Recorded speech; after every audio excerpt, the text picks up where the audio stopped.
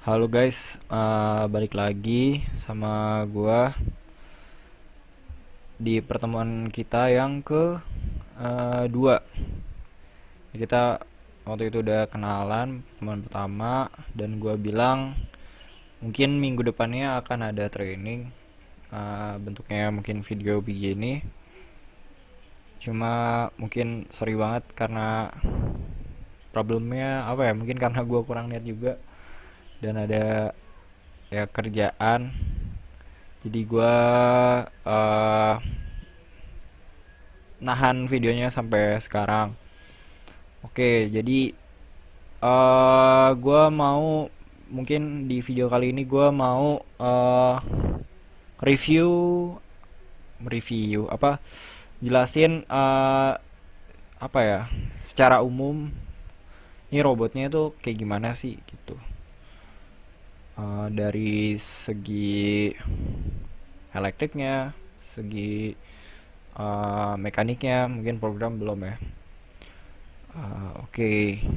Jadi kenapa gue mau jelasin ini dan mungkin nanti kedepannya juga untuk uh, hal-hal yang tidak terlalu mendalam, gue minta kalian semua divisi untuk melihat videonya dan mungkin akan gue tugasin beberapa hal agar kalian nih bisa tahu kerjaan masing-masing divisi dan nanti juga sebenarnya kalian kerjanya juga nggak benar-benar tok misalnya programmer yang ngoding doang yang nggak kayak gitu karena dalam satu kerjaan kayak misalnya gue ngerjain nih tiba-tiba robotnya rusak.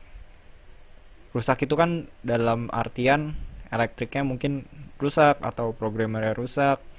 Terus juga misalnya kendor bautnya. Itu kan kerjaan yang harusnya bisa kita coba sendiri dalam hal umum yang kita tahu aja gitu. Bayangin kalau misalnya targetnya ada lomba nih sebulan lagi dan butuh progres yang cepat sedangkan kita nggak semuanya ngumpul. Nah ini perlu banget kita buat tahu secara umum sebenarnya apa sih kerjanya gitu. Karena secara umum sih gue jelasin dulu mungkin pertama progres robotnya. Robotnya sendiri ada videonya sih cuma nanti gue tampilin mungkin. Jadi dari pelajaran kita tahun 2019 itu robotnya masih belum optimal. Terus di awal tahun 2020 risetnya sebenarnya dari 2019 itu kita benar-benar mau riset riset benar-benar mau apa yang benar-benar bisa diubah pokoknya kita ubah. Duit mau dihabisin sekarang dihabisin pokoknya semuanya dan emang benar-benar dihabisin dan di riset. Alhamdulillah hasilnya lumayan bagus. Yang tadinya jalan yang nggak bagus sekarang udah bisa jalan, udah bisa bergerak-gerak sesuai yang diinginkan. Cuman problemnya itu adalah masih ada problem-problem kayak misalnya problem-problem elektrik tiba-tiba ngehang, tiba-tiba uh, maksudnya tuh tiba-tiba macet, nggak tahu masalah pas yang pasti masalah elektrik.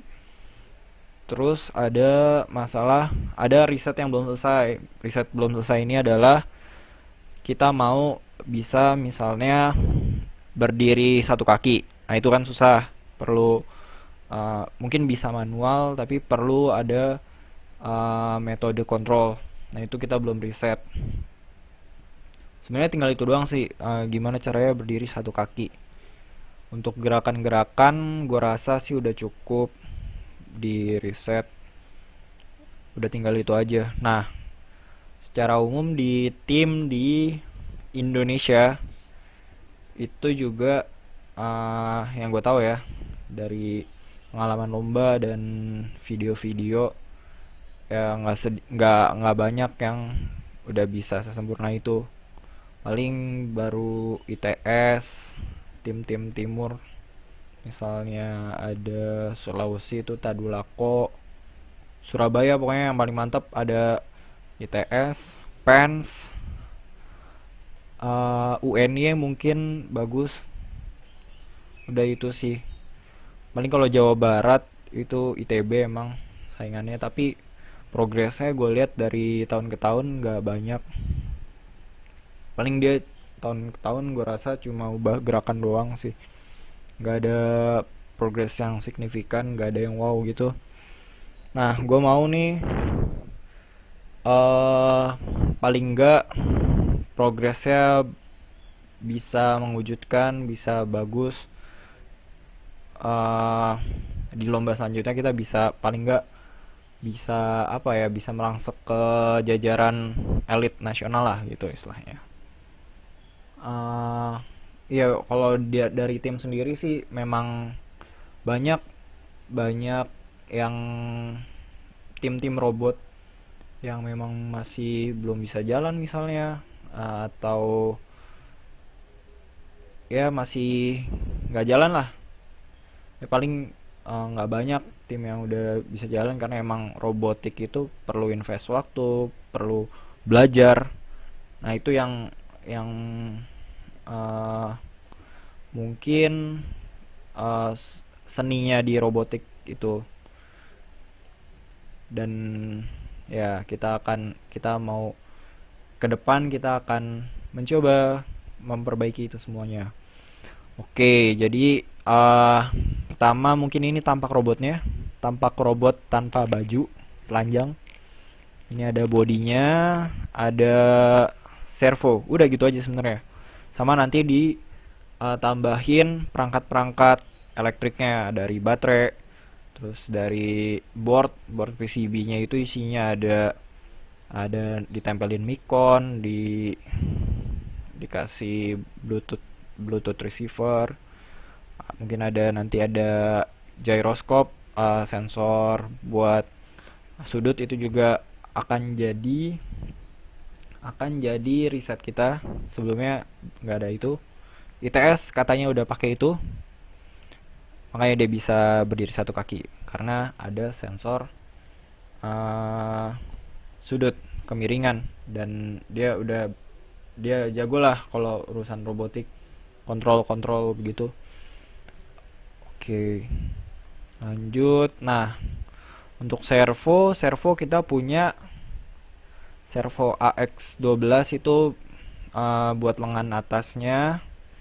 Karena oke. Terus ada XL320 itu buat ujung-ujung tangan, kayak kayak dari siku sampai telapak tangan. Kenapa pakai ini?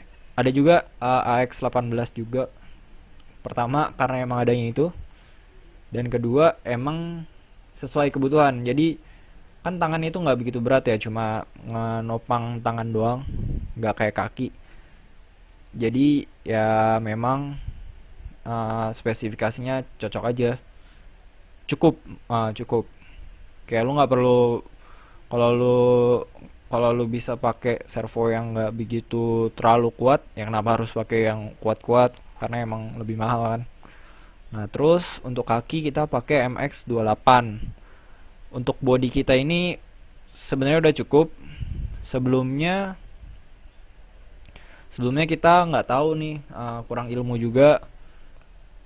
Sebelumnya kurang ilmu, jadi kayak kita nganggap MX28 ini kurang. Ternyata ada sesuatu part yang bisa dikontrol, dan ternyata ini MX28 udah cukup kuat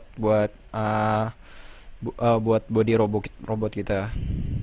Jadi secara secara umum sebenarnya tim robot kita ini udah punya resource yang cukup,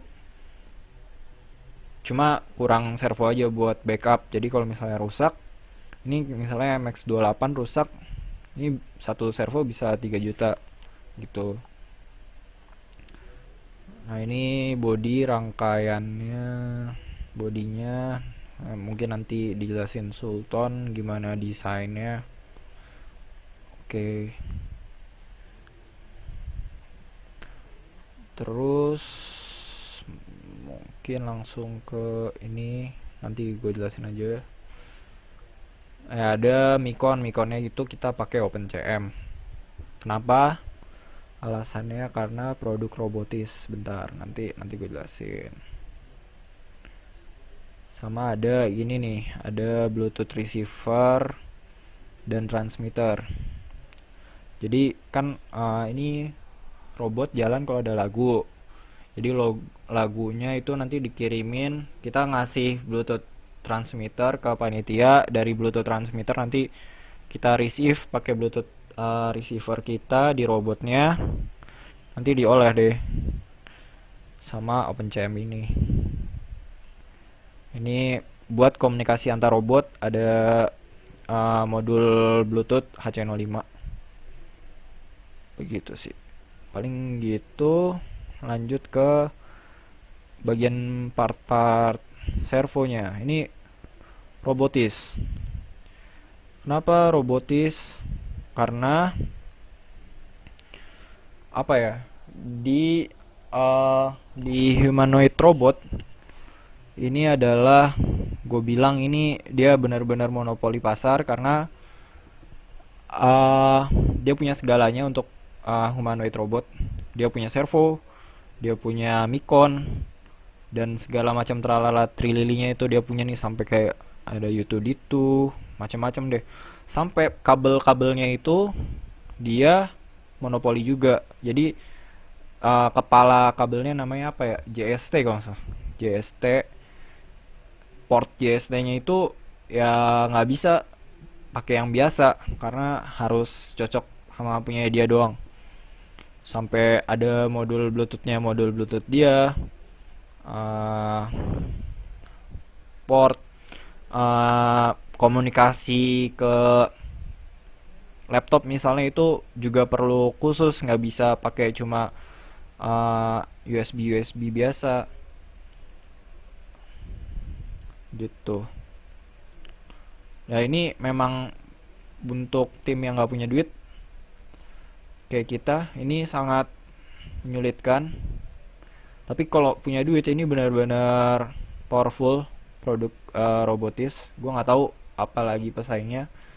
Yang jelas ini robotis dari Korea. Sorry banget ini ada selipan tadi, gue lupa masukin. Wajar karena tidak terprogram, memang tidak ada rundownnya. Nah, ini gue bilang mekanisme kontrol itu nanti kurang lebihnya sederhananya seperti ini, tapi akan sangat rumit mungkin nantinya. Cuma ya ini bukan bukan ini yang mau gue jelaskan. Yang mau gue jelaskan adalah tentang servo. Bagaimana cara kerja servo? Kalau kalian kalau kalian udah kemarin ada program namanya apa sih namanya itu? Pak.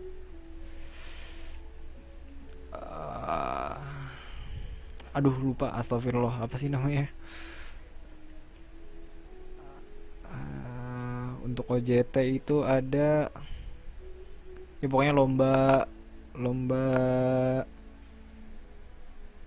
lupa. Oh ya, Mfrost. Kalau pernah kemarin join Mfrost, kalian pasti pakai ini, bisa sih pakai servo dijadiin wheel gitu. Cuma pasti lebih lebih cocok dan lebih mudah itu pakai motor DC. Mungkin servo juga bisa lebih kuat sih, cuma lebih mudah, sangat mudah pakai motor DC. Nah, jadi apa itu servo? Servo itu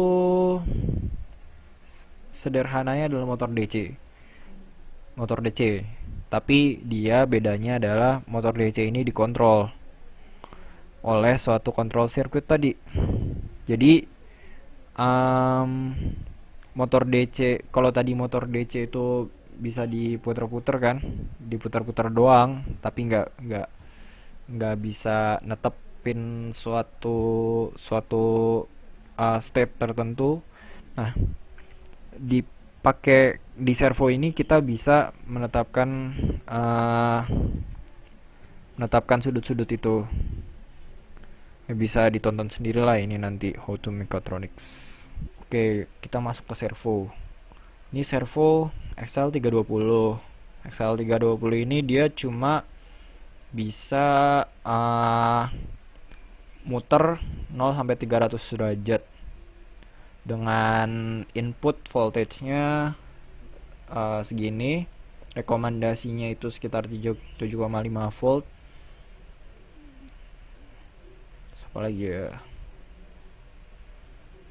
Udah sih paling itu aja. Nanti dia kalau muter itu kayak gini. Ini sudutnya itu dari 0 sampai 300-nya begini.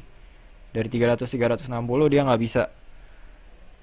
Kalau nggak salah sih dia juga, jadi ada di servo dynamic cell ini bisa dijadiin dua mode itu mode wheel, roda dia cuma muter doang, sama mode join itu ya mode servo, mode ya lu mau ngeset sudutnya berapa, nah itu gitu.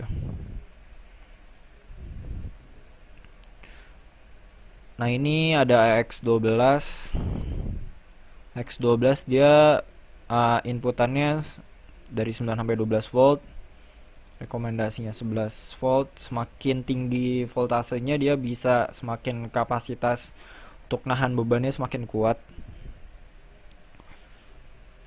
Terus ya muternya juga sama dari 0 sampai 300 derajat doang. Jadi kalau nggak bisa benar-benar full 0 sampai 360 derajat.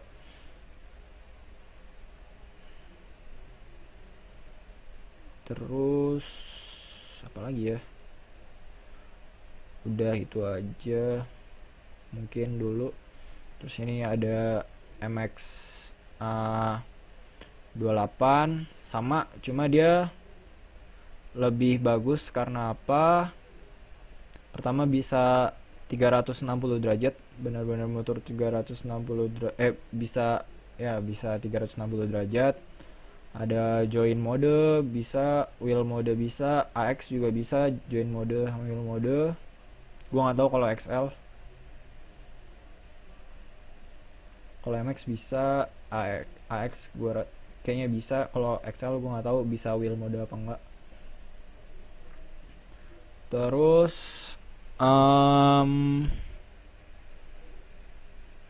torsinya juga lebih kuat dari AX dan ya jelas lah sama XL, dan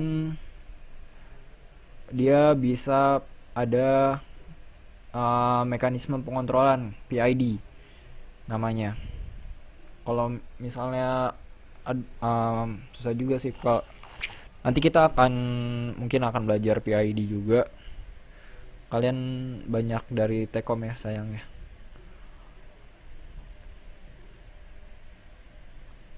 Iya, jadi kalau di sini PID, di sini ada compliance. Jadi kenapa ada kayak gituan? Gini ceritanya. Kan mungkin dalam aplikasinya kayak misalnya lu mau buat servo itu nge-grab sesuatu. Misalnya buat tangan gitu kan. Buat tangan, mungkin lu nggak butuh servo itu kaku-kaku banget karena mungkin dia akan bisa mencederai manusia misalnya begitu. Kalau misalnya kejepit kan susah juga.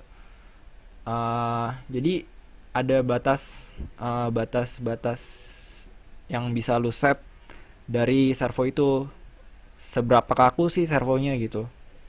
Ketika lu ngeset sudut nih misalnya sekian sudutnya, tapi itu akan menjepit tangan lu. Nah itu dari PID ataupun compliance tadi akan mengatur seberapa kaku. Jadi uh, ya bisa bisa apa ya istilahnya, bisa ya gitulah pokoknya, bisa di set kekakuannya. Terus juga nah kenapa karena itu mungkin kalau di kaki kan perlu kuat jadi perlu kaku, kalau tangan nggak begitu kaku juga nggak masalah gitu. Cuma Kalau PID ini ya nanti mungkin cari aja, nanti juga bakal mungkin ada seksinya, cari PID control di YouTube atau di Google. Compliance juga sama sih, cuma uh, dia lebih simpel karena cuma set compliance ya. Kalau PID lu perlu ngeset konstanta P, proporsional, integral sama diferensialnya. Mungkin gitu. Apalagi ya? Oh ya, ada pin ya. Pin. Jadi servo ini punya 3 pin. 3 pin di 2 tempat. Aduh, gak ada gambar pinnya lagi. Ini ada pinnya sih, cuma tidak terlihat lokasinya. Harusnya di sini nih. Kalau ini kurang jelas ya. Nah, di sini. Ada di sini sama di sebelahnya nantinya. Di belakang ini. Coba dilihat di gambar ini.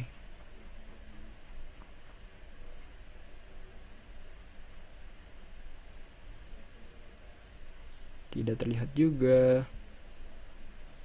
Ya pokoknya adalah di sisi-sisi sampingnya itu ada port untuk servonya.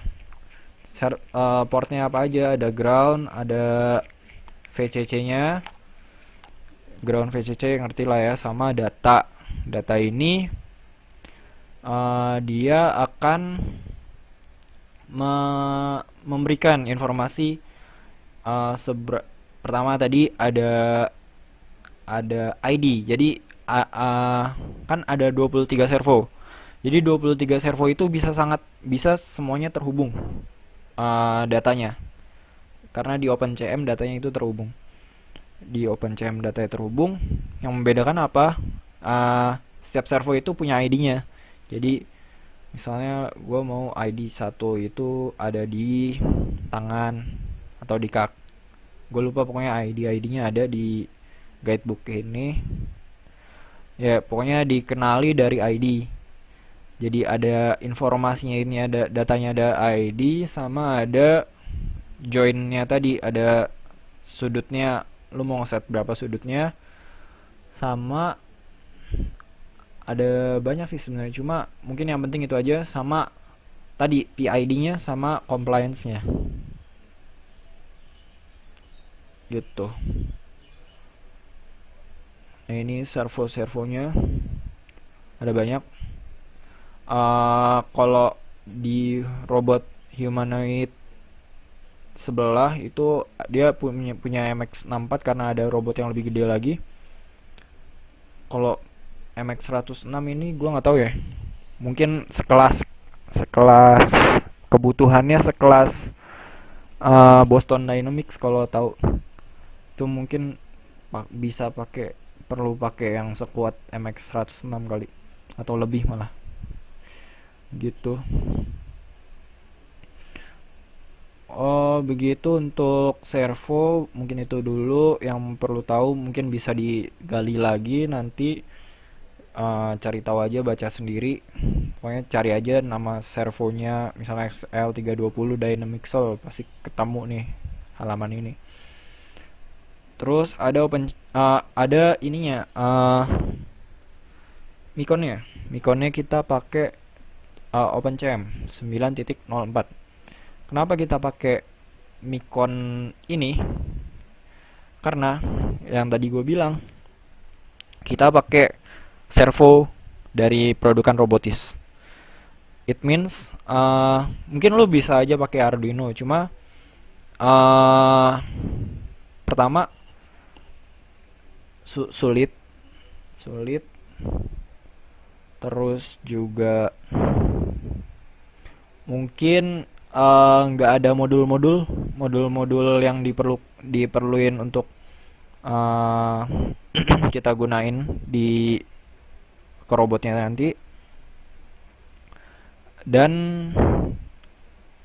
ya mungkin itu. Dan kenapa? Karena OpenCM ini ada IDE-nya sendiri. Sebenarnya nggak banyak perbedaan dengan Arduino IDE. Tapi ya tadi dia pokoknya ada kelebihan-kelebihannya lah.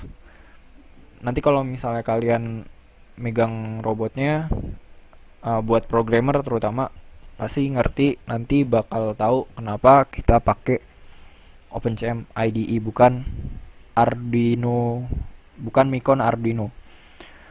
Nah, dari sini dia dia ya kayak Micon biasa. Di sini ada port buat data ke servo. Bisa juga pakai produk-produk robotis kayak Bluetooth robotis gitu-gitu. Cuma nggak perlu karena karena mahal pertama, dan ya nggak perlu juga karena bisa kita gunain dengan Micon ini. Ada juga Micon ini namanya CM530. Ini mungkin untuk apa istilahnya, kita kita gunain CM510 sih sebenarnya kita pakai. Yang kita punya CM530 kalau nggak salah humanoid sebelah punya. Kita pakai buat ngecek servo-servo, apakah servo-servonya bisa gerak, rusak, gitu-gitu. Kita tesnya pakai CM510.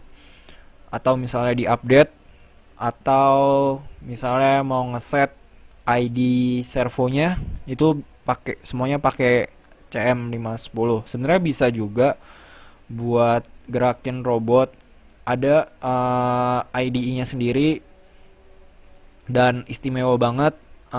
Jadi misalnya lo mau ngeset robot lo set dulu nih mau bentukannya gimana sih. Nah, nanti dia udah bisa nge-save sudut-sudutnya sendiri. Itu istimewanya. Cuma tidak bagus untuk pengembangan. Karena untuk pengembangan lebih baik lo gunakan codingan sendiri.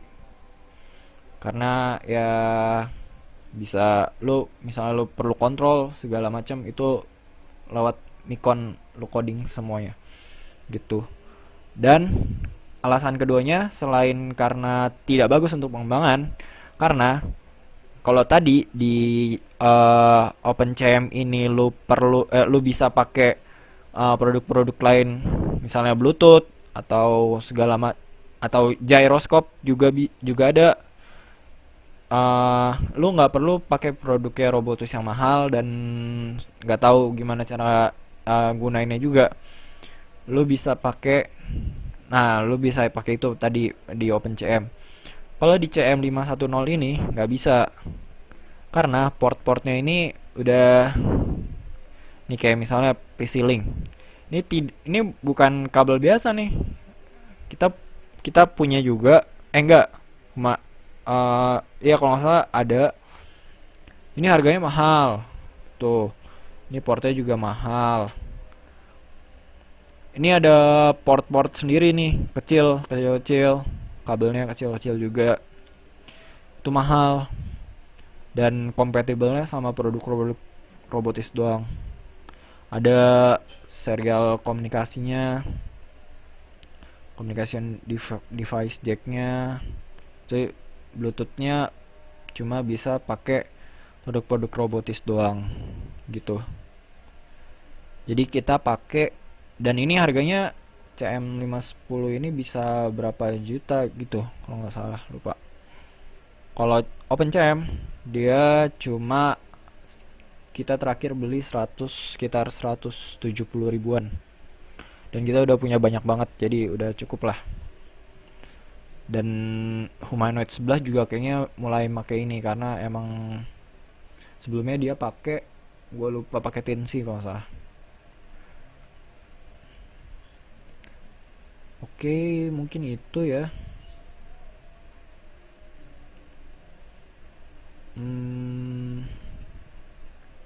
Udah. Terus terus gue jelasin. Oh, oke.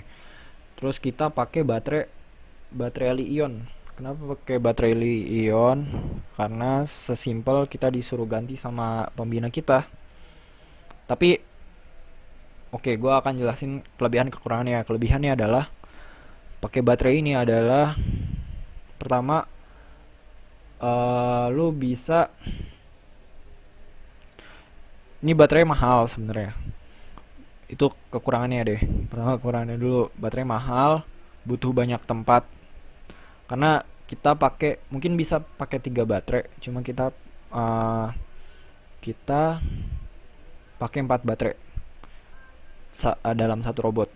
Uh, nah nanti dijelasin buat apa aja 4 baterai, dan itu makan body dalam robotnya semua itu ditempatin. Nah ini di dalam sini tengah-tengah itu dipakai sama slot baterainya semua.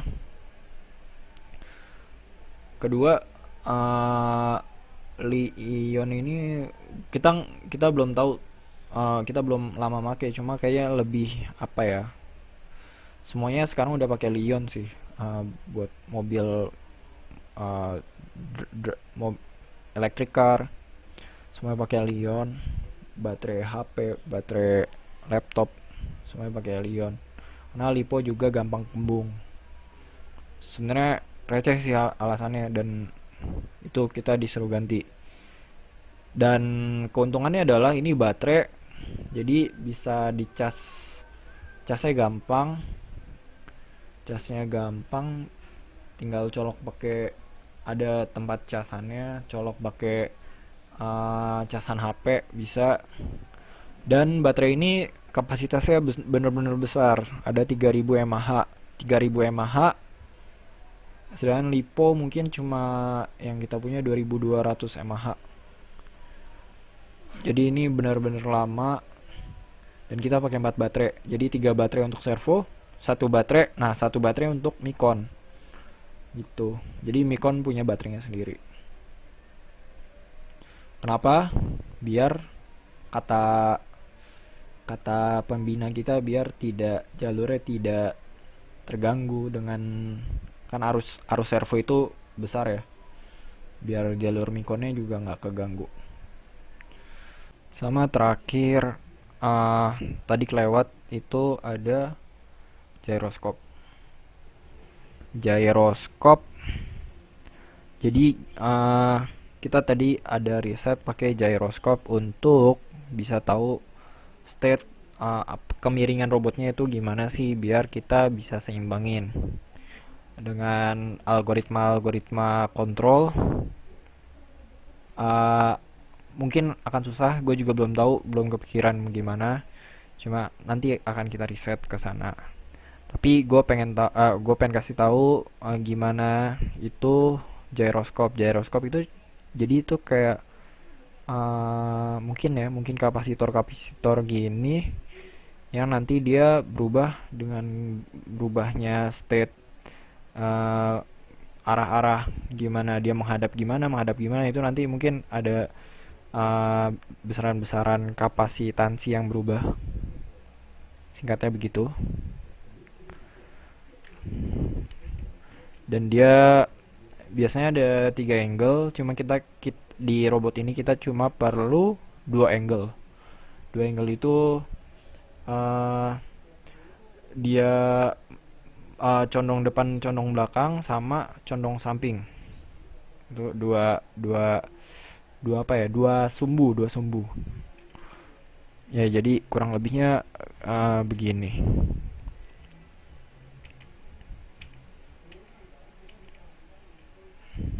Ya, kurang lebih begitulah. Oke.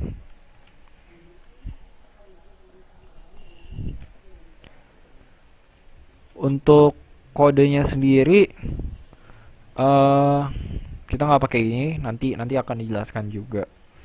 Dan kita semuanya codingnya full di OpenCM gitu. Oke. Mungkin itu. Nah ini Bluetooth receiver kita. Oh ya, jadi dari Bluetooth receiver ini kan ke Micon itu pakai apa? Ada kabel biasa, kabel jack kan, mungkin ada 3 pin, 4 pin kalau misalnya punya punya apa sih namanya, punya mikrofon. 3 pin kalau nggak ada mikrofonnya. Jadi Ini ada groundnya, ada ada buat speaker kanan, speaker kiri. Jadi ya begitu cara kerjanya. Jadi kita nancepin ada 2 pin, boleh yang jelas ada ground sama mungkin ada yang speaker kanan atau speaker kiri, itu bebas. Jadi data audionya dari situ. Nanti dari situ kita bisa tahu ini audionya lagi on apa enggak gitu. Ini sama audio transmitternya sebenarnya bukan begini sih, cuma gue nyari-nyari di sini nggak ada. Dia ya kurang lebih begini. Jadi cara pairingnya cuma dideketin doang. Nanti dia pairing sendiri. Begitu. Apalagi ya? Mungkin nanti buat detail-detail dari elektrik, programmer, mungkin kita habisin programmer dulu. Nah ini OpenCM ID-nya bentukannya kayak gini. Ada sih di laptop gue, cuma nggak gue buka. Nah, dia ada example-examplenya sama kayak Arduino, cuma dia banyak yang buat keperluan robotik ini juga. Sama serial monitornya ya paling. Nah ini gue bilang tadi ada ground, ada ini, ada buat speaker kanan, buat speaker kiri. Sama HC05 nya ini nanti di pairing dulu dan dipasang di robot-robot. Mungkin begitu kali ya. Mungkin next akan gue jelasin tentang programming. Sebenarnya ya nanti mungkin kalau ada pertanyaan lebih lanjut kita bisa ya di forum yang di chat aja atau di pertemuan kita selanjutnya pas ngumpul bareng-bareng. Ya mungkin gitu kali ya. Ya oke, mungkin sekian. Ya itu oke buat introduction, mungkin gua rasa begitu aja. Mungkin bingung ya, it's okay, namanya juga pertama kita belum lihat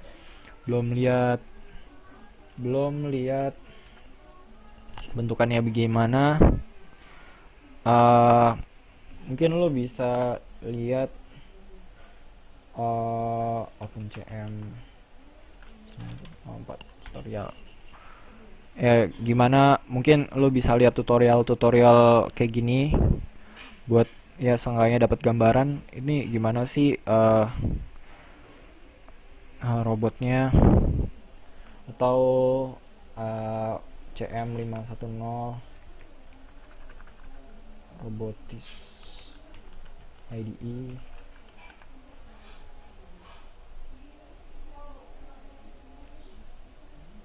CM510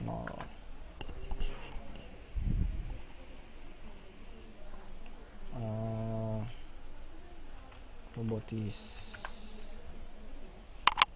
Ini ada IDE-nya yang gue bilang tadi buat ngecek. Nanti itu juga ada cek. Kalau penasaran coba cek aja video-videonya.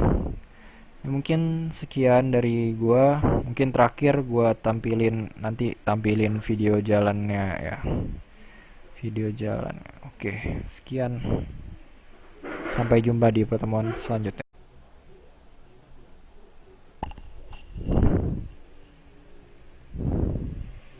Ini video robotnya. Kurang lebih ya robot kita beginilah, udah bisa jalan. Obstacle paling penting pertama adalah berpindah tempat, karena kita perlu bergerak dari suatu poin ke poin yang lain. Itu yang pertama sulitnya itu. Kedua adalah kalau gerakan tangan mungkin nggak masalah ya. Kita selanjutnya adalah, nah ini robot kita udah cukup bagus jalannya gitu.